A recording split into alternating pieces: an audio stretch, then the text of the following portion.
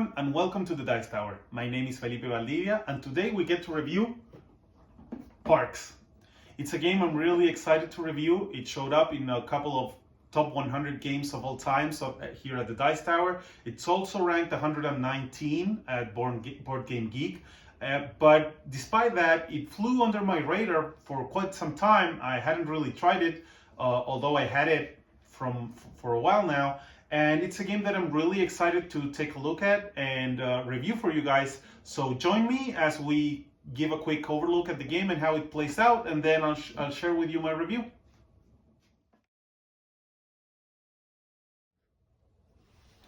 This is how the game of Parks looks like. So you have the Parks deck over here, the Canteen cards over here, the Season cards over here, and the gear cards over here. You should always set up the game the same way, regardless of the number of players. And then you will also deal each player one card of the years cards. And for the first time, just deal one card to each player. If everyone is experienced, then you can deal two of them, and each player will choose one of them and return the ones that they don't use to the box. And the goal of the game is to earn as many points by visiting parks and taking as many pictures as you can. To set up the rest of the game, you should take all of the basic sites, which are the ones with this symbol. And also, if you're playing with 4 or 5 players, you should also add this site that has the 4-player count logo. You should also add it here. And then take one of the advanced sites, there are 4 of them, take one at random and add it to the trail deck. Then you should shuffle this and you should end up with a trail that looks something like this.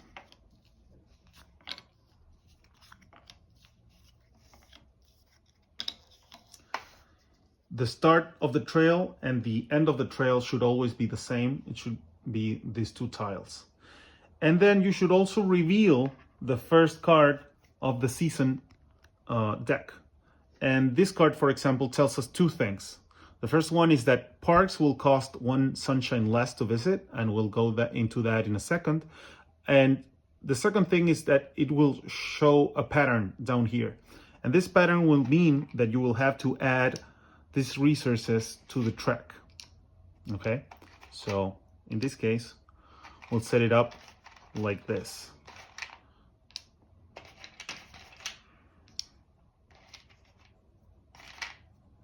There you go. You should always skip the first one, okay? And you can leave the season card there. And this is how you set up the game. The starting player will also get this badge that indicates that they're the starting player for the round. And also it will be worth 1 point at the end of the game.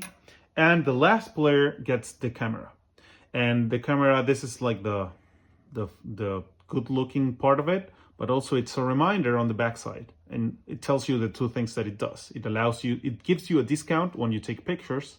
And it also allows the player with the camera at the end of the season to get an extra picture. And as I said, you get points from visiting parks and completing your year objective. For example, this year right here will allow you to gain extra points if you visited parks with this symbol and you take pictures. And so you'll have to keep your objective in mind, and you should also always have this card face down so that no other player knows what your objective is. And you should also reveal the gear cards over here. So there are always 3 available.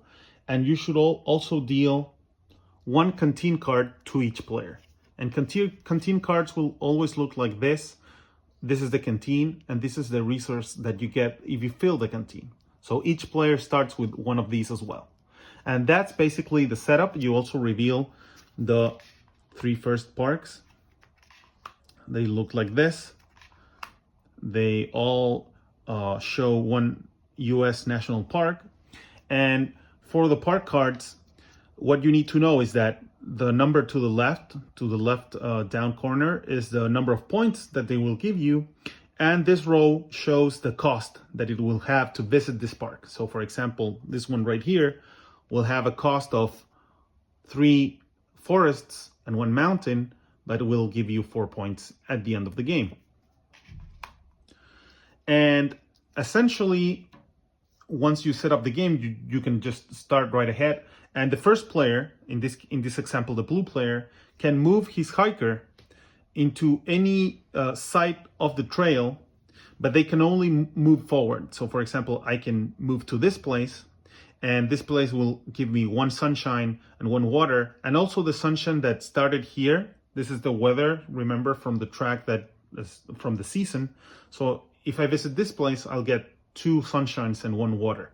And remember, these resources are valuable to visit the parks and at the end of the season. And each player will then move. They can move to a different site and earn a different reward. For example, this site will allow me to visit a park or buy a gear card, which is one of these cards. And then each player can just move alongside the trail. They can only visit, for example, this player will earn a water resource, and then they can choose to either spend 2 resources to get a picture or earn a new canteen card. And you can have different canteen cards and just add them to the ones that you already have. And each player can move forward the trail, alongside the trail. They cannot visit a site that's already occupied unless they spend their campfire. And each player will have a campfire that looks like this. And you can visit a trail by spending it and turning it the other way. And now you can, for example, this player, the blue player, could eventually visit the site that the green player was already there because they spent their campfire. And you move side along the trail, collecting resources. Remember, you cannot move backwards. So for example, this player could move right here, get 2 water and 1 sunshine. The white player could spend their campfire to visit one of these places, or he could move this way and get a sunshine and a forest. And essentially, that's the way that the game moves forward. When you visit the end of the trail, you have 3 actions that you get to choose from. The first action is to reserve a park. And that essentially means that you choose one of the 3 cards here, or you can also include the card on the top of the deck, and you reserve it. You get it tapped, and then you can later spend the resources to actually get the park. The first player that does this gets the badge and starts the next round as the first player. The second action you can do is you can, let's say the blue player did the first action and then the pink player did the second action. This action means buying one of the gear cards. Gear cards will give you one effect that will make you more powerful for the rest of the game. For example, this one allows you to take a picture at the site that has the 2 sunshines, this one over here. And you will be able to do that for the rest of the game. Also, the first 2 players that take these actions will get a sunshine. The second one will only be available if you're playing with 4 or 5 players. But in a game with fewer players, the first player to get here will get a sunshine. And you can show that by placing your little hiker here. And the third action that you can do, let's say, for example, that the white player already got here, is to actually visit a park. Whenever you take one by visiting a park or reserving, you immediately add a next one. That also applies to the gear cards. So let's say someone bought this one, you immediately replace it with the next one. And when you visit a park, essentially you pay the cost and you get the card. This card will, as I said before, grant you points at the end of the game, but also it will reward you if it goes into your objective for the end of the year. Remember, for example, this player had the visit parks with 6 water icons and also take 3 pictures. So this park right here wouldn't be very good for your objective because you're aiming for the ones that require water resources. and then you immediately replace it with the next. And the round lasts until each player reaches the end of the track. For example, this blue player could go right here, and then each player does the same thing. And when you reach the end of the trail with your first hiker, you immediately refresh your campfire. That is something that we forgot a couple of times when we were playing for the first couple of games. But when you reach the end of the trail with your first hiker, you should always do that. And then when there's only one hiker left at the end of the trail, that player is obligated to reach the end of the trail as their next action. You can't have someone dragging their feet and delaying the rest of the expedition. So there's obviously good value in trying to visit as many sites as you can, but also there's a limit to the number of actions that you can take before everyone else reaches there. Also, it might be the case that you really want to buy this park, for example, because you have the year objective of having many sunshines, and in that case you might be interested in getting there first. And after this, you finish the first round after all this has happened, and then what you do is, obviously these resources would have been gone, and you then take the trail that you already had, like this. You will add one of the advanced sites, remember the ones with the asterisk down here. You will add one more of them at random to your trail deck. You will shuffle it again, and then you will place it as it was shuffled, like this. So now, oh, I forgot this one, but just imagine that I shuffled that one as well. And now you have a trail that has one more tile in the whole trail, so it's slightly longer. You will also reveal a new season. So for example, now you have the season of rain. This says that you will add one water to the current parks, so the player that visits these 3 parks will get a water token as well. And then you start over. You also put the resources here in the trail. So in this case, it would be sunshine, water, sunshine, water, sunshine,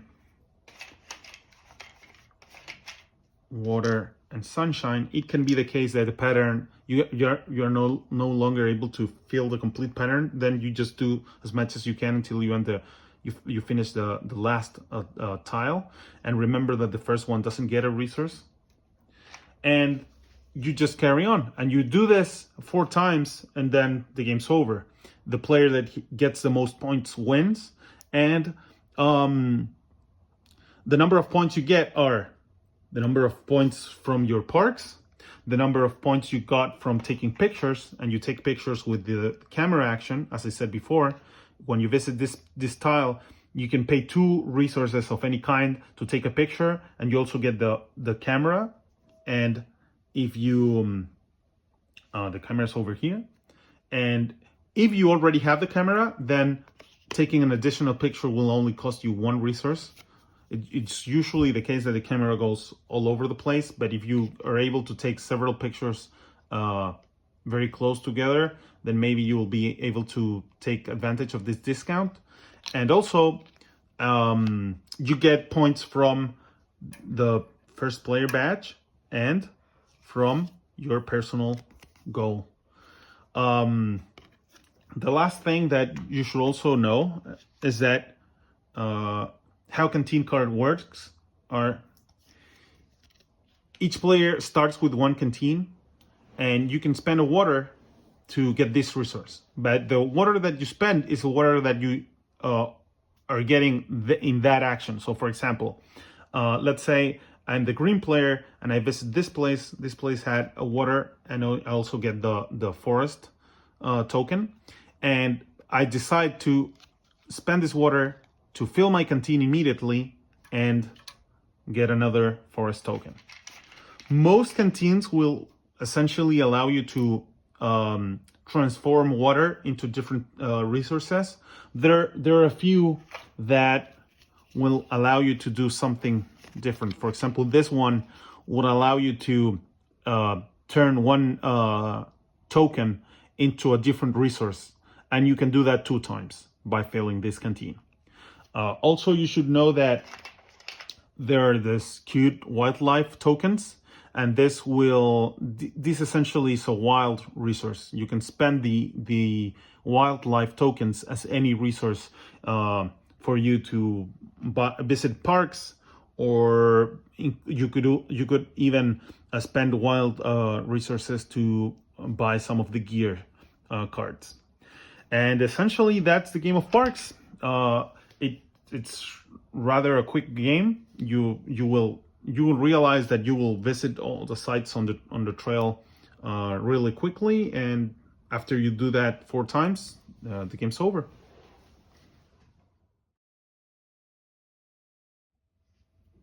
Okay, now that we've seen how to set up and play Parks, we can go ahead and review it. And I can understand the hype behind the game.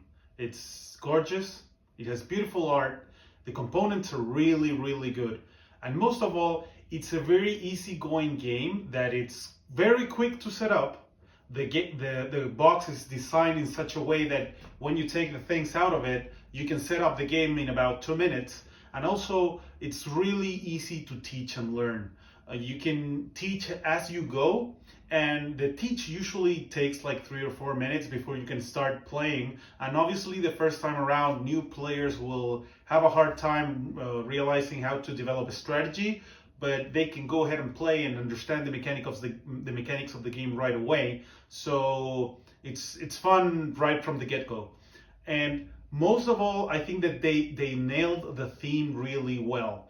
At first glance, a theme that has to do with hiking and parks might not be that appealing compared to other themes or styles of games that can be around there.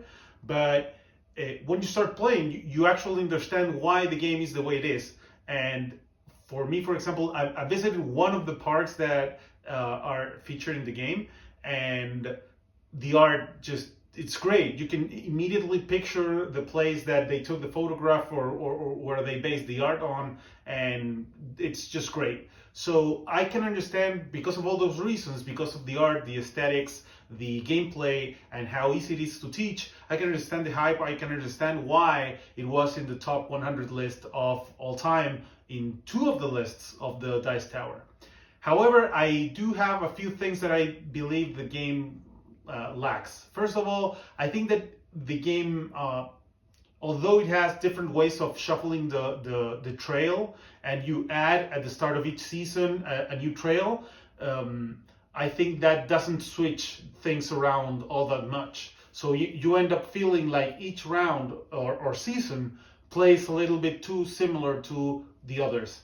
And also, I think that I'm not a big fan of the year card. Those are the cards that give you a final objective at the end of the game, that if you accomplish, you get extra points, because it narrows down the amount of strategies that you should be able to aim for during a specific game. The points that the card gives are not so much, so you don't feel compelled to do it or lose, but at the same time, they feel like free points if you do what they tell you to do. So you feel like you're missing out if you don't go ahead and play along that strategy. And sometimes the table doesn't fit. You don't have any park that fits what you're aiming for, or you're supposed to take pictures, but the pictures are very heavily contested by other players. And I think that that's not a mechanic I really appreciated. All in all, I think the game is really good. I think it's fun and it's quick, and you can even play more than one game of Parks in just one sitting, but it's not my cup of tea. And because of that reason, I'm going to give it a 7.5.